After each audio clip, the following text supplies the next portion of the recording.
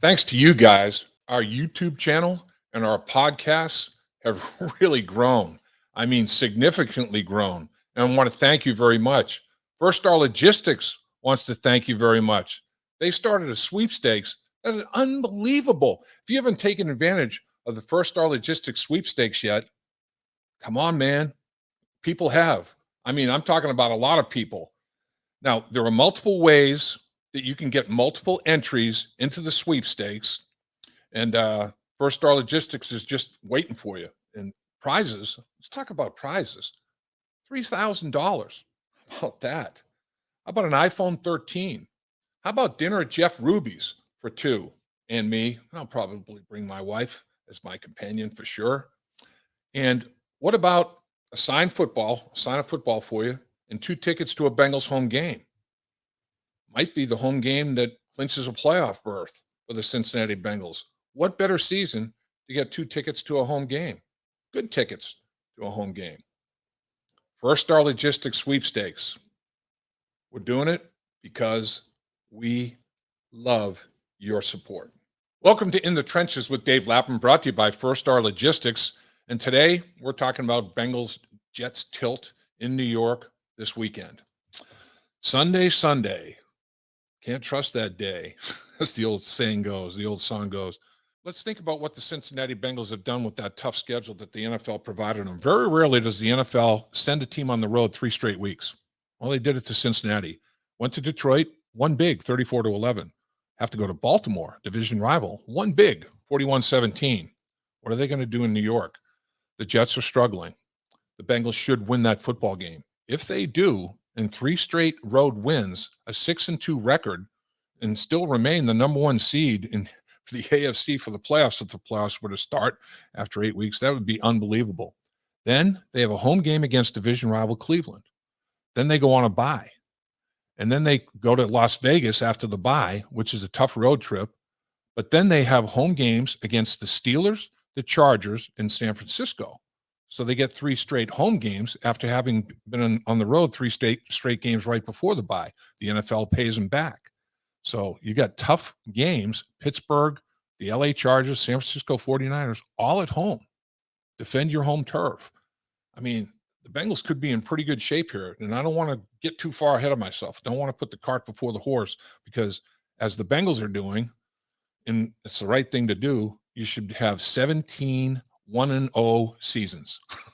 17 weeks of the season. If you win every one of them and you go 1-0 17 times, you're in pretty good shape. The Bengals, you start thinking, if they go 6-2, if they can beat the Jets, man, if they can get to 10 wins probably going to be good enough to get you in the playoffs. So, now you're thinking, if I have 6 wins after the Jets game, I pick up 4 more wins. I mean, you start that type of countdown. Again, not to get too far ahead of yourself. What are the big things that have to be taken care of here to get that Jets victory? In my mind, this one is a study in sports psychology. The Bengals are a study in sports psychology, as well as some of their opponents. They went up to Detroit after Detroit lost a heartbreaker to the Minnesota Vikings. They lose by 2 points on a field goal at the gun. How are they going to respond? Well, after being heartbroken, the Lions didn't respond real well. And the Bengals did respond well. The Bengals went up and won a game that they had to win. The Lions hadn't won a game. They didn't want to be the first team to experience a loss to the Detroit Lions, and they handled them. They handled them big. They took care of business. In this, the Baltimore Ravens, the Bengals come off a big emotional win on the road. While they're doing that, the New York Jets are getting crushed by a division rival on the road. So now, psychological sports psychology in this game is, how will the Jets react? Will the Jets bounce back?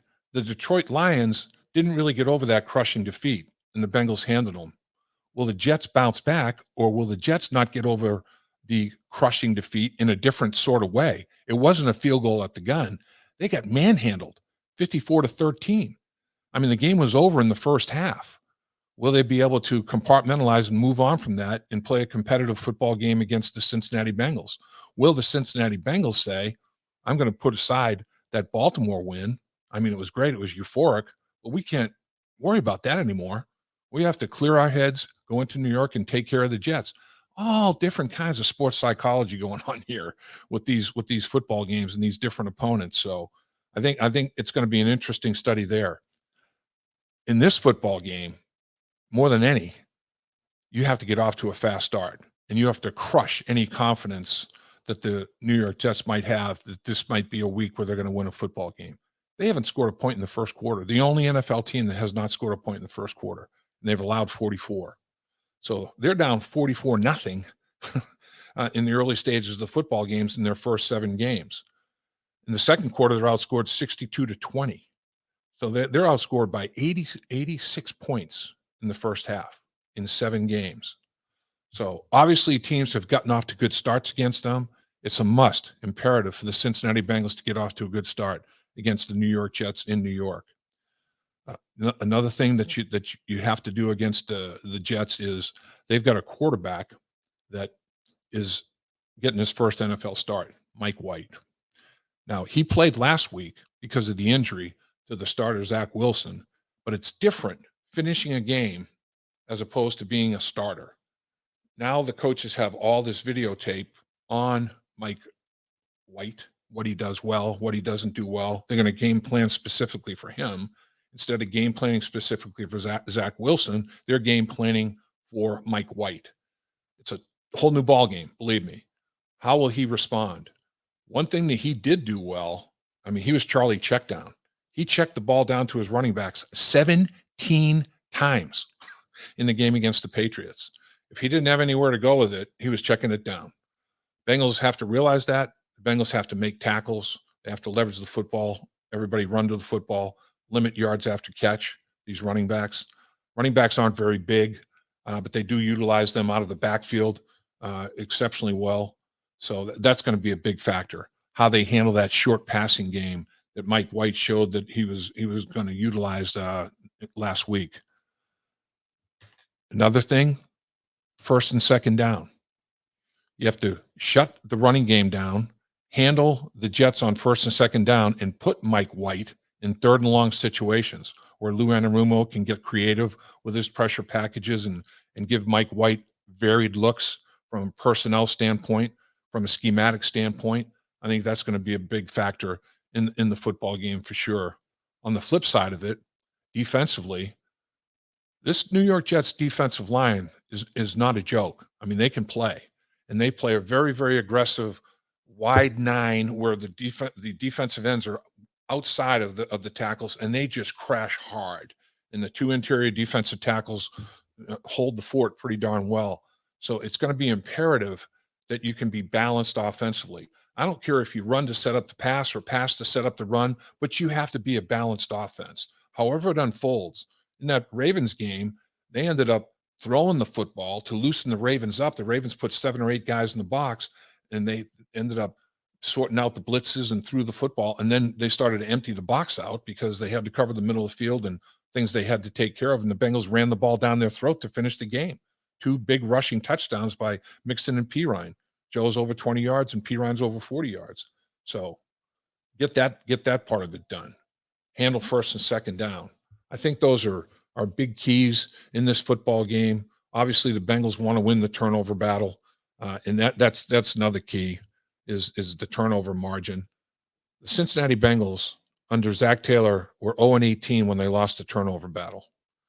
Their first victory, losing a turnover battle, they were -1 against the Ravens, occurred in Baltimore against the Ravens, a division favorite, in a game that they thumped them 41-17. What? That's almost crazy. They lose the turnover battle and beat them by 24 points on the road. Man, they handled their business big time in terms of big plays, explosive plays, 11 plays of 21 yards or more. Big play is going to be a factor against the Jets. Don't give them any and get as many as you can. But let's go to the turnovers. Jets are the only team in the National Football League that doesn't have an interception. The only one. They've thrown more interceptions than anybody. They've thrown 11 interceptions in 7 games. That -11 turnover differential in the interception department is the worst in the league. Bengals have to continue to have the Jets suffer in that area. Don't throw interceptions. Don't give them their first interception of the season, and keep intercepting the football. Keep turning the football over. Win that turnover ratio. That's the truest barometer for victory, I think, in the National Football League. The highest percentages, the most consistent percentages, winning and losing, is based on winning the turnover ratio or staying even, no worse than even in the turnover ratio, as opposed to losing that turnover ratio. If the Bengals can go to New York and chalk up their third straight road win against the New York Jets and stand at 6-2, then play the Cleveland Browns and go to a bye, man, what a start to the season. At First Star Logistics, we're a very strict company that really puts the pressure on our employees.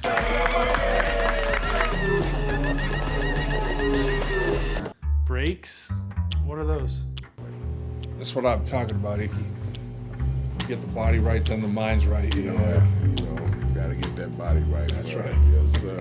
Become a star with a chance to earn the highest commission percentages in the industry as a freight broker agent. Check out FirstStarLogistics.com.